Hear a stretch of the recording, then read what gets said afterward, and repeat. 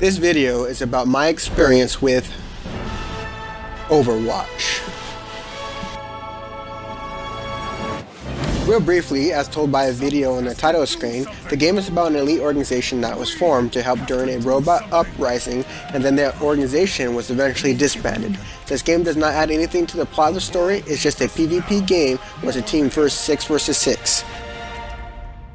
Are you with me? One of the biggest experiences in the game is the variety of characters. Each character has their unique abilities, weapons, and ultimate, and no two characters are the same. And all 22 characters are divided into one of 4 categories: offense, defense, tank, or support characters. For instance, Mercy, a support character, can heal one single teammate with her staff or boost their damage.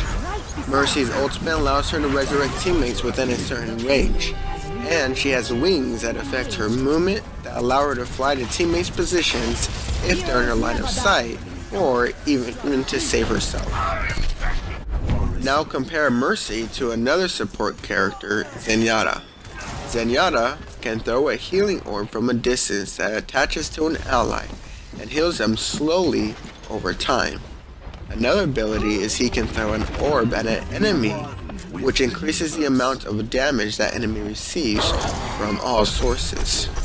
Even though he's also a support character, because of his abilities and other traits, the way you play him is completely different than you would Mercy or any other support character.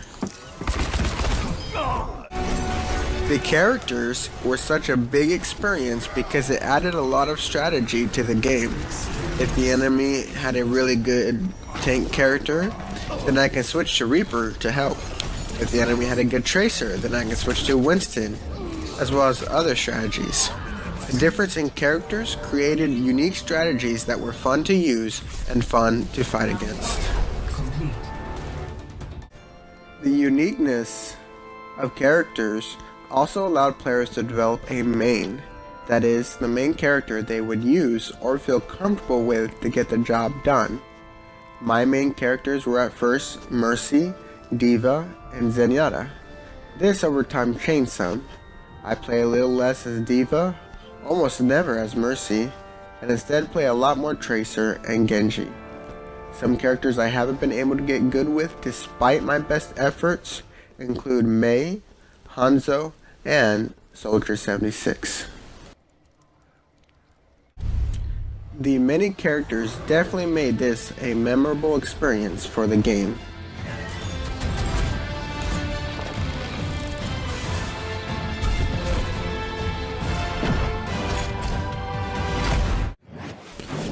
Since the game is PvP only, it's not something I thought would capture my attention. In fact, when the game first came out, I kind of brushed it off. I'm not that great when it comes to PvP games, especially when it comes to game modes like Team Deathmatch. I do love team-based PvP though. Team-based games become more predictable. I feel like there's more strategies involved. And it's not just go around and see who has the best twitchy aim in the match.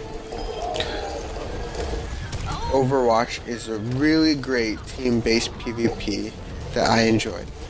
I enjoyed having to capture objectives, defend them, escort payloads, and really work as a team to overcome a challenge or objective that another team is trying to shoot for. I really enjoyed Overwatch's gameplay.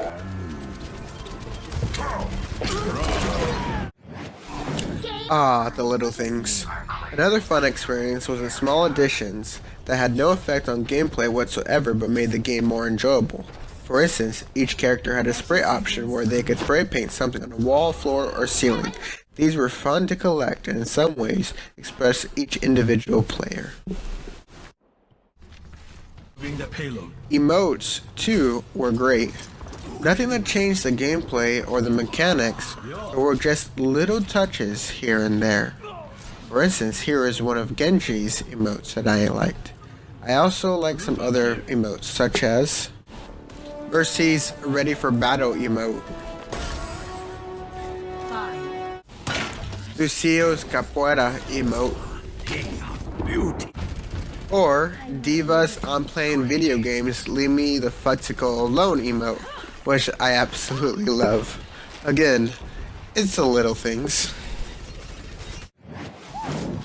It's interesting that support from the developers would have experience or impact on the experience I received, right? Developers to this day are devoting resources to this game. They play a big role in helping keep the longevity of this game going and have a big experience on the player. They often balance characters to make it fair, and it feels like they ridiculously nerf anyone but just balances. They've added a free character, map, and have even had promotional events to support it, such as Lucio Ball, which I'm playing here, which took place during the Olympic Games. During this time, they've also added skins, emotes, and intros that had to do with the Olympics. Another big one was Junkrat's Revenge, where they added a month-long PvE game mode, Halloween-themed skins, intros, and emotes. These events helped keep the game feeling fresh, and it caused me to continue playing it. The developers are very transparent and open with the community about its efforts. The support from the developers have had a big impact on the enjoyment I've received playing this game. Junkenstein's Revenge. The competitive game mode. I'm going to do a separate video on my experience with playing the competitive game mode, because the experience I got from that was vastly different than what I got from the rest of the game. That video will bring out the good, the bad, and the really ugly experiences I had. You can expect me to say futticle a lot, so expect to see that at some point. Overall, I had a fantastic experience with this game. I absolutely love this game. This is the best PvP game I've ever played, and that's saying a lot.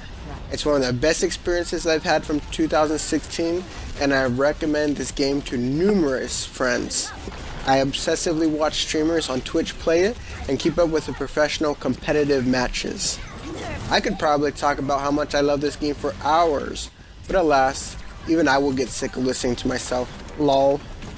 This has been my experience with Overwatch.